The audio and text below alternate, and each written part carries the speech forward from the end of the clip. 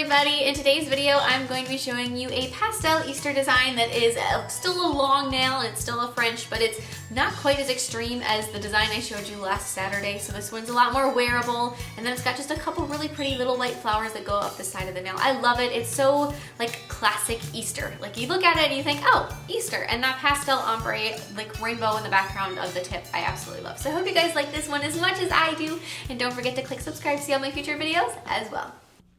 We're going to begin by sculpting the nail bed and the smile line with Cover Pink, and to do this you're just going to take and kind of pull the acrylic down. So you're going to place your first bead down about where you want the peaks or the upper corners of your smile line to be, and then pull that acrylic down and stretch it into your, the narrow point of your smile line, and then fill in the rest of the nail with some more of that Cover Pink acrylic in one or two more beads just to fill in the entire nail bed. Pat that acrylic round, then after that's cured, you're going to file the smile line into shape with a straight edged hand file. So then after that is nice and filed and smooth, and you look at it from side to side and it looks symmetrical, you're going to take and remove some of that little bit of nail dust that might be on the nail, and then we're going to start filling in our tip with our pastel. So I'm going to start with yellow and have the yellow up against the smile line because the yellow is a pretty contrasting color to our nail bed area. I would not start with any kind of like an orange or a pink. Make sure that it's yellow, green, blue, or purple. And so then after we have the yellow, we're going to go into green. So I'm going to blend the green next to that, and then we're going to do our blue. And my blue is so light it almost looks white, but it is blue. And after we have the blue, then we're going to do our purple. And our purple goes almost all the way to the tip.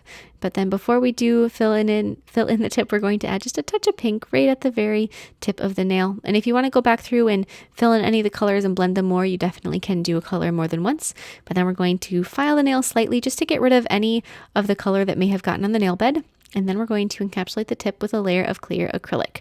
The nail bed area is plenty thick enough, and that acrylic is strong enough that you do not need to worry about doing a clear encapsulation. But what I like to do is I do go over my tip or over the nail bed and the tip just a little bit with a bead that kind of covers them both, just to make sure that the entire tip gets fully encapsulated. And sometimes I even encapsulate the whole thing. I mean, it depends on the circumstances, but especially when you have a very deep smile line, it is sometimes easier just to encapsulate the entire nail.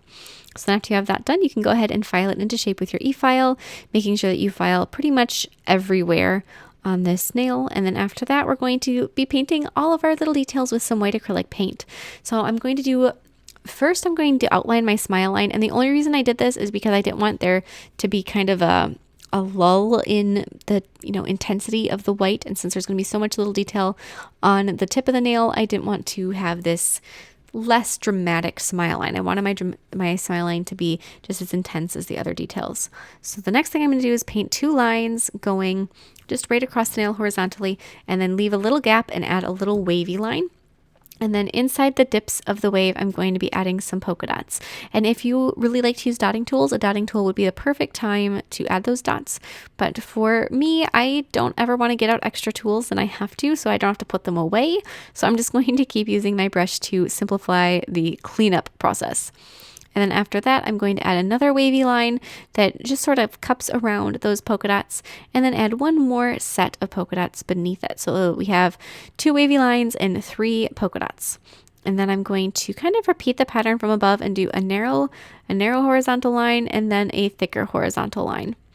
And then after we have those horizontal lines all filled in, then you can go through and you can basically, I actually really like it like that, and I almost left it as it was and didn't do these little chevron lines, but I decided that, you know what, I wanted this nail to be completely filled in. So I'm going to finish this little pattern by doing chevron, and a chevron print is a zigzag print.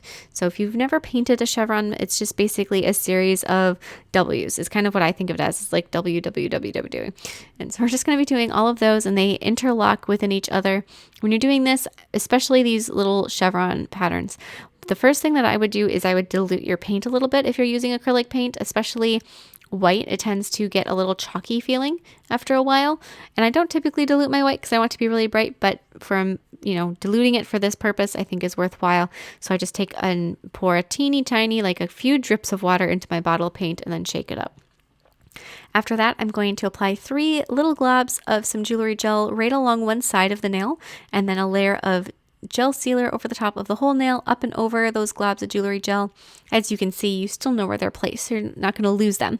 But then before we cure it, I'm going to press a really just kind of pastel shimmery rhinestone into each of those bits of jewelry gel.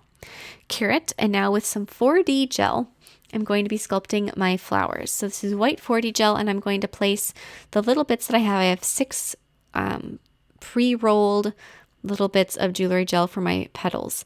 So I'm going to place those down and keep them pretty evenly spaced as best as I can all the way around my rhinestone. And then switching to a cone-shaped silicone tool, I'm going to be pressing out my petals. So if you kind of, as you're rolling these ahead of time, you'll find that just by working at them a little bit, they get a lot softer, and that's going to make creating your petals easier. So if you try to just take them right out of the jar and like put a bit of it out of your 4D gel and then put it on the nail, it's not going to create as easy as if you do roll it first in your hands. And then after I have the first one done, I'm going to cure it, and then I'm going to do the next flower down the line. So the only time I cure between the flowers is if they're going to touch. If these flowers, if I knew that they weren't going to touch because they were farther spaced, then you wouldn't have to worry about curing it in between each one. But because they do overlap slightly, it does help to cure them between each flower so that you can do a little bit of overlapping. And then we're going to do the last one and then press those ones out. And then after you have all of these flowers done, you could add some detail to the petals if you would like. I personally liked them just to stay that bright white so that the color in the center of the flower is what shows up. And then you're all done. I love this nail. I think it is very classic and Eastery. I hope you like it too. And here's a Melody Minutes.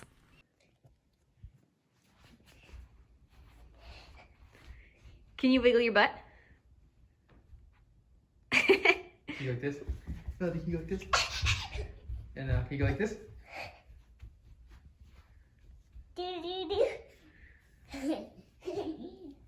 I can do it like that. Thank you guys so much for watching. If you missed any of my past Easter designs, I'll put links to a bunch of them in the description box below, and I will see you guys next time. Bye!